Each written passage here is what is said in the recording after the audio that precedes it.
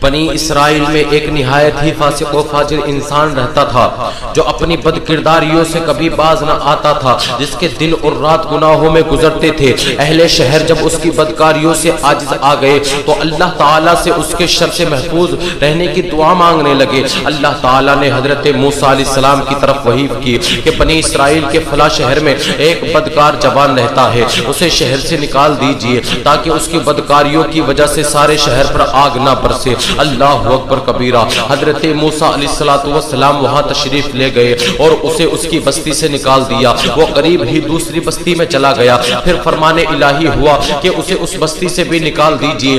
جب اسے حضرت موسیٰ علیہ السلام نے اس کو اس بستی سے بھی نکال دیا تو اس نے ایک ایسے غار پر ٹھکانہ بنایا جہاں نہ کوئی انسان تھا اور نہ ہی کسی چرند پرند کا گزر تھا۔ قرب و جوار میں نہ کہیں آبادی تھی اور نہ دور دور تک سبزے کا کوئی پتہ تھا۔ اللہ اکبر کبیرہ۔ اس غار میں آ کر وہ جوان بیمار ہو گیا۔ اس کی تیمارداری کے لیے کوئی شخص بھی اس کے آس پاس موجود نہ تھا جو اس کی خدمت کرتا۔ وہ ضعف و ناتوانی سے زمین پر گر پڑا۔ اس کے اندر اتنی کمزوری آ گئی تھی کہ وہ کھڑا بھی نہیں ہو سکتا تھا۔ اللہ اللہ، لیکن جب اس کا جسم اتنا کمزور ہو گیا تو وہ زمین پر گر پڑا اور کہنے لگا، کاش اس وقت میں اگر میری ماں میرے پاس موجود ہوتی تو مجھ پر شفقت کرتی اور میری اس بے کسی اور بے بسی پر روتی۔ اللہ اکبر کبیرہ۔ اگر اس وقت میں میرا باپ ہوتا تو میری نگہداشت اور مدد فرماتا، اگر میری بیوی ہوتی تو میری جدائی پر روتی، اگر میرے بچے اس وقت میں موجود ہوتے تو کہتے، اے ہمارے رب،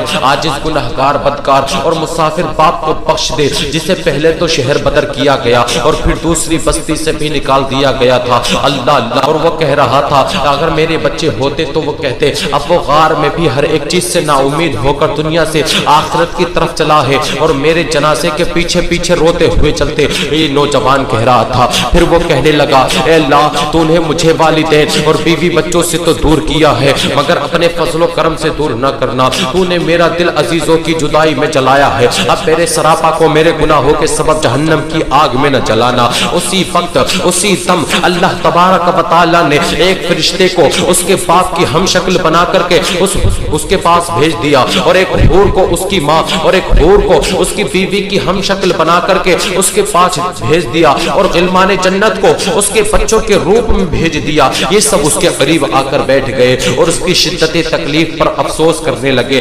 آہوزاری کرنے لگے۔ جوان انہیں دیکھ کر بہت خوش ہوا، بہت خوشی کا اظہار کرنے لگا۔ اسی خوشی کے عالم میں اس جوان کا انتقال ہو گیا۔ اللہ اکبر کبیرہ۔ تب اللہ تبارک و تعالی نے حضرت موسیٰ علیہ السلام کی طرف